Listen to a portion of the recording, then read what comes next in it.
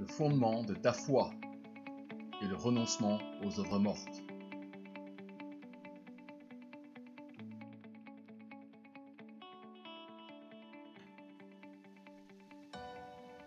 Bonjour à tous, bienvenue encore sur ma chaîne Permisso de Jacob. Nous allons maintenant partager cette parole encore qui va traiter du fondement de notre foi. Quels sont les fondements de ta foi? Parce que nous pouvons bâtir sur nos vies, investir sur nos vies avec toutes sortes d'enseignements, d'enseignements qui viennent de la parole de Dieu. Mais ce qui fait la force d'une construction, c'est son fondement.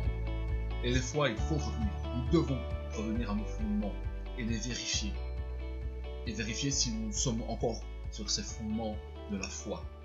Alors, le premier sujet que je vais traiter dans les fondements de la foi est tiré de Hébreux, le chapitre 6, que je vais lire du verset 1 à 3. Il est écrit: c'est pourquoi, laissant les éléments de la parole de Christ, tendons à ce qui est parfait, sans poser de nouveau le fondement du renoncement aux œuvres mortes, de la foi en Dieu, de la doctrine des baptêmes, de l'imposition des mains, de la résurrection des morts et du jugement éternel.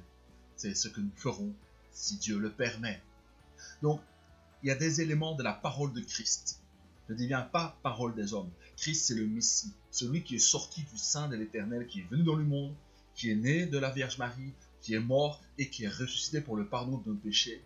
Il a une parole, il a un enseignement qu'il a laissé et que nous pouvons aujourd'hui lire à travers les Écritures.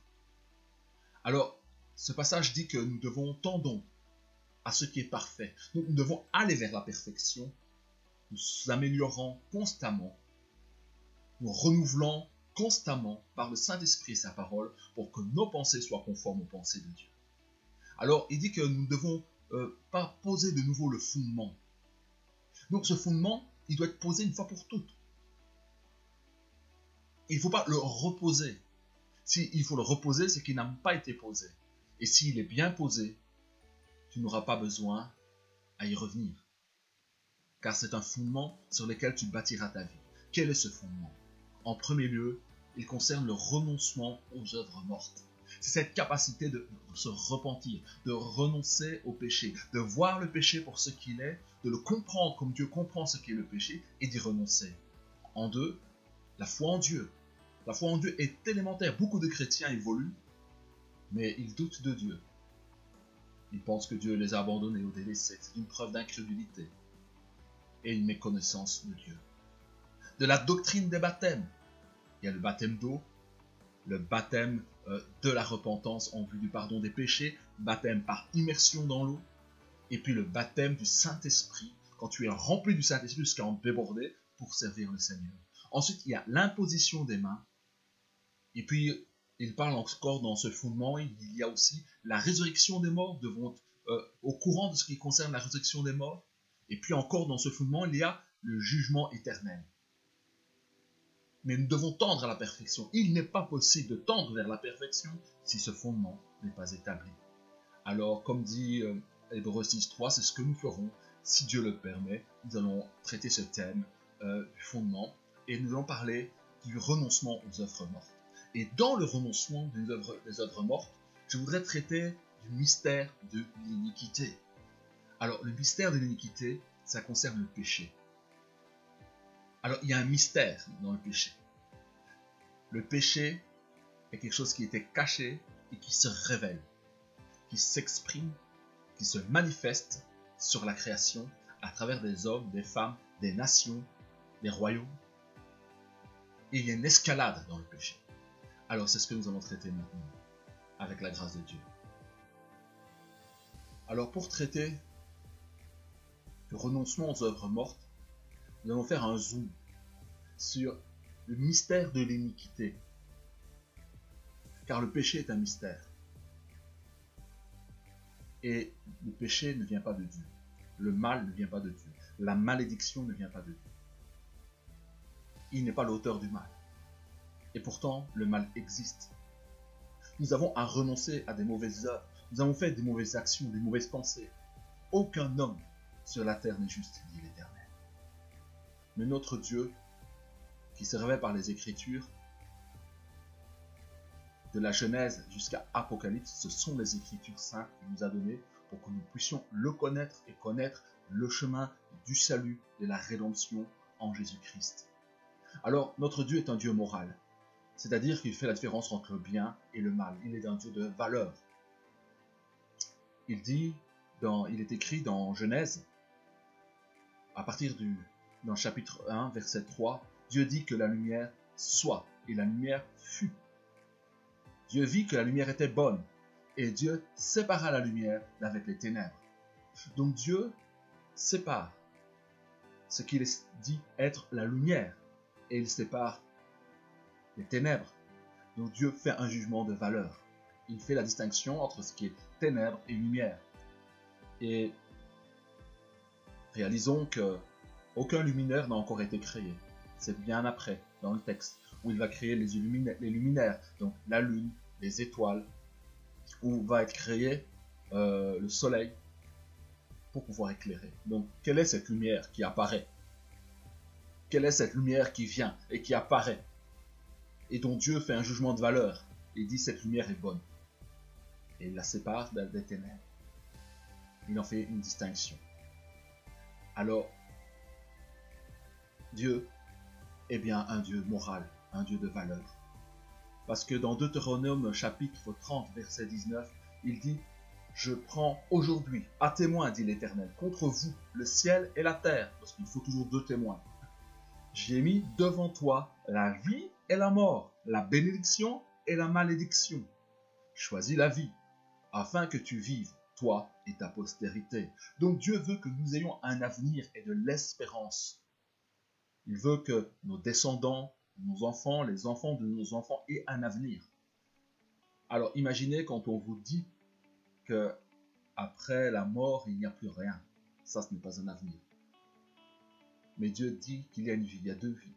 Il y a une vie avec lui et une vie sans lui. Alors Dieu n'a jamais été tenté de faire le mal, et pourtant le mal existe. D'où vient-il? Nous allons répondre à cette question. Alors le texte qui nous montre là où le péché a été manifesté pour la première fois, c'est dans Ézéchiel 28, à partir du verset 12, je vais lire. « Fils de l'homme, prononce une complainte sur le roi de Tyr. Tu lui diras, ainsi parle le Seigneur, l'Éternel. Tu mettais le sceau à la perfection. Tu étais plein de sagesse, parfait en beauté. Tu étais en Éden, le jardin de Dieu. Tu étais couvert de toute espèce de pierres précieuses, de sardoine, de topaz, de diamants, de chrysolite, d'onyx, de jaspe, de saphir, d'escarboucle, d'émeraude et d'or. Tes tambourins et tes flûtes étaient à ton service, préparés pour le jour où tu fus créé. Tu étais un chérubin protecteur aux ailes déployées. Je t'avais placé et tu étais sur la sainte montagne de Dieu. Tu marchais au milieu des pierres étincelantes. Tu as été intègre dans toutes tes voies depuis le jour où tu fus créé, jusqu'à celui où l'iniquité a été trouvée chez toi. Donc voici, ce texte nous explique le jour où ce chérubin protecteur a été créé. Alors, verset 12, il dit que Dieu a mis un sceau à la perfection. Perfection rehaussée, marquée, signifiée comme soleil parfait. Plein de sagesse était ce chérubin. Parfait en beauté. Une beauté excellente. Parfaite. Verset 13, il dit, tu étais en Éden. Donc, en Éden, c'est le lieu où Adam, Ève et Ève ont été tentés par le serpent ancien dans le jardin de Dieu.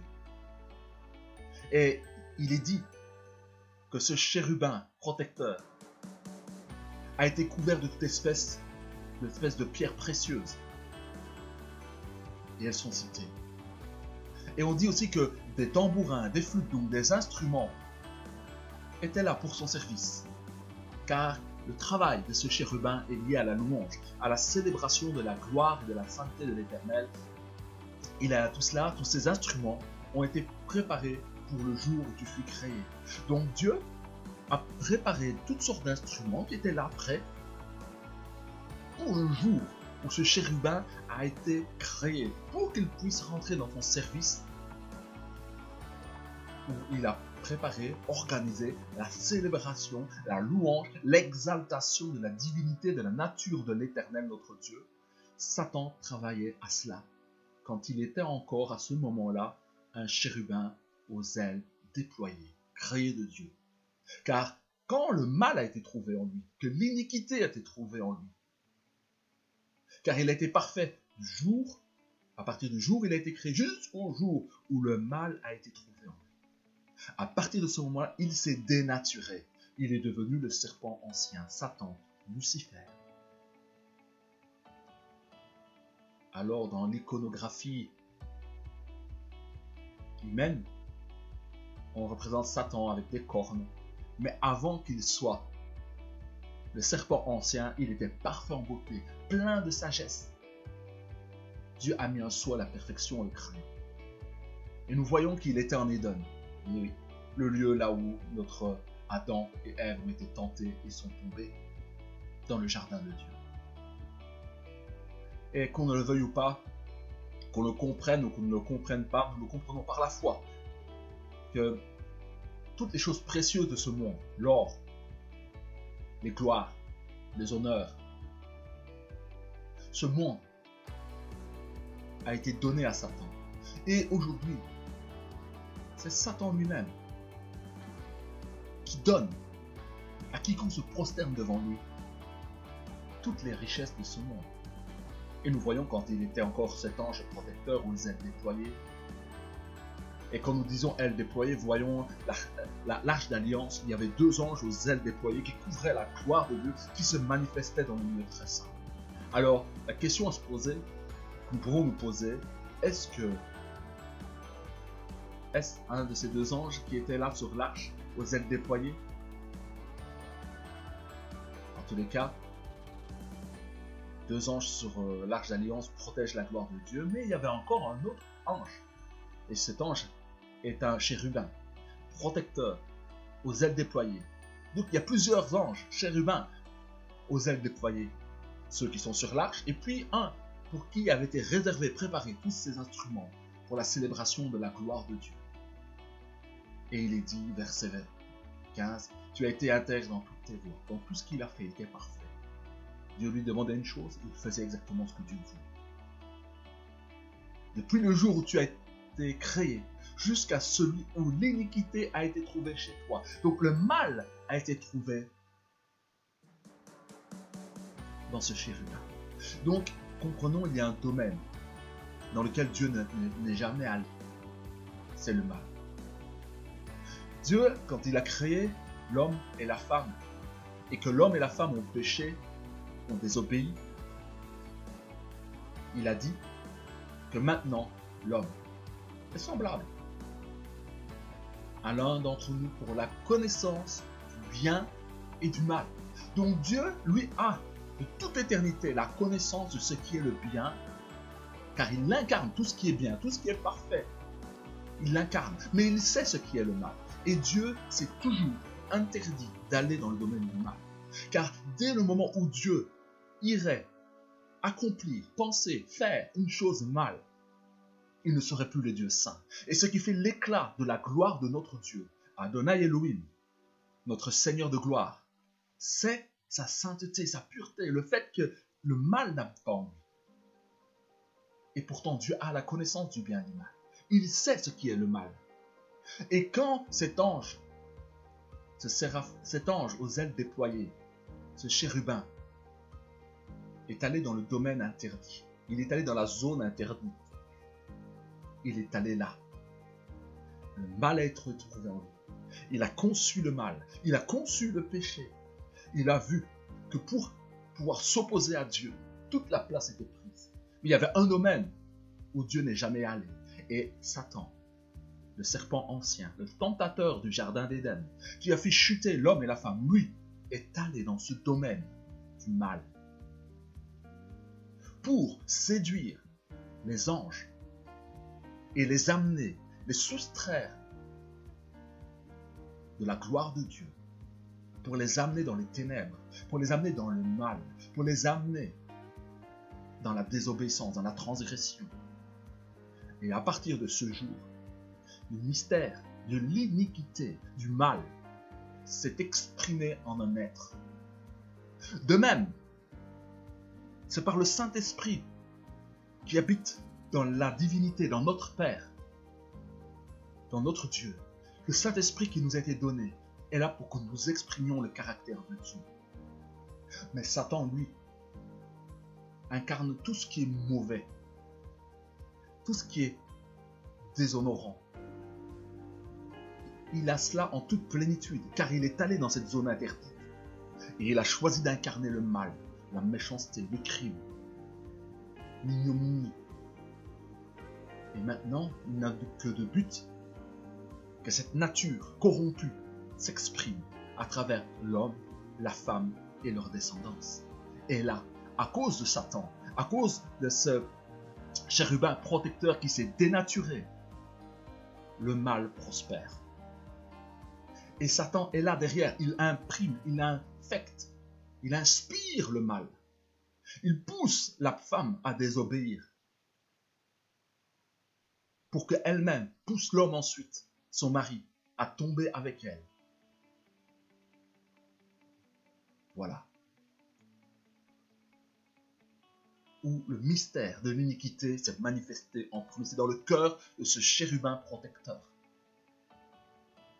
Et ce mal s'est étendu de génération en génération, s'exprimant de plus en plus. Ce mal s'est exprimé dans la nature humaine. Ce mal a amené Dieu à juger la terre, à protéger Noé. Et un jugement est tombé sur les hommes. De même aujourd'hui, si nous voyons le mal que l'on peut commettre aujourd'hui, est énorme. Avant, on pouvait tuer. Aujourd'hui, on peut exterminer un peuple. On peut faire 5000 morts, 10 000 morts. On peut avoir la guerre de 14-18 avec des millions de morts. On peut avoir la Seconde Guerre mondiale avec au moins une dizaine de millions de morts. Et si nous comptons depuis la Deuxième Guerre mondiale jusqu'à aujourd'hui, je crois qu'il y a eu plus de morts que les deux premières guerres. Alors, ici, c'est une parole de Jésus, où il dit en Jean, chapitre 8, le verset 44, il dit « Vous avez pour père le diable, et vous voulez accomplir les désirs de votre père. Il a été meurtrier dès le commencement, et il ne se tient pas dans la vérité, parce qu'il n'y a pas de vérité en lui. Lorsqu'il profère le mensonge, il parle de son propre fond, car il est menteur et le père du mensonge. » Donc, Satan est le père du mensonge. C'est-à-dire qu'il est celui qui est à l'instigation, au commencement, au début. Il est la source du mensonge. Et le diable est là pour que les hommes accomplissent ses désirs.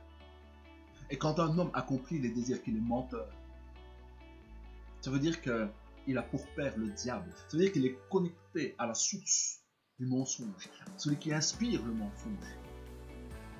Car son fond est le mensonge. Et il ne se tient pas dans la vérité. Il ne se tient pas, le diable, dans la lumière. Il est ténèbres. Il est porteur d'une connaissance. Et cette connaissance luciférienne est la connaissance du bien et du mal. Car le bien que l'homme fait a toujours un mal qui vient. Et aujourd'hui, il y a des gens qui adorent Satan. Et ils sont rentrés dans le mystère de l'iniquité. Car si vous voulez connaître Satan, il suffit de désobéir à Dieu, de faire des abominations. Plus un homme pêche, une femme pêche, plus elle expérimente la nature de Satan. Elle rentre dans la nature même de Satan. Car de faire le mal commettre le mal et la désobéissance se fait toujours dans une alliance avec le diable, avec le prince des ténèbres. Et plus un homme rentre dans le mal, plus il commence à comprendre qui est Satan, qui est le diable, car il l'expérimente comme une connaissance. Séparons-nous du mal, renonçons aux œuvres mortes, car renoncer aux œuvres mortes, c'est accepter la séparation avec le père du mensonge, avec le diable, avec ce chérubin aux ailes déployées qui s'est dénaturé, dans lequel a été trouvée l'iniquité, qui est la source du mal. Alors soit nous sommes connectés à la source du mal, ou soit nous sommes connectés à la source du bien, soit nous sommes connectés à Satan, soit nous sommes connectés à Adonai Elohim par Jésus-Christ notre Seigneur. Voilà le mystère de l'iniquité. La Bible a la réponse à toutes ces questions fondamentales. Des choses qui sont spirituelles, qui échappent à la réflexion. Mais Dieu nous les révèle par les Écritures. Et Dieu nous explique là où le mal a commencé. D'ailleurs, Satan, dans le désert, quand il était avec Jésus, il a dit « Tous les royaumes de la terre m'ont été donnés. » Car Adam et Ève se sont soumis à lui. Lui, l'auteur du mal. Ils sont tombés sous sa coupe. Et aujourd'hui, la terre lui appartient. Satan dit qu'il se promène partout sur la terre. Il fait des pactes avec qui veut bien faire un pacte avec lui pour recevoir les honneurs, les gloires de ce monde, car il peut les donner à qui il veut.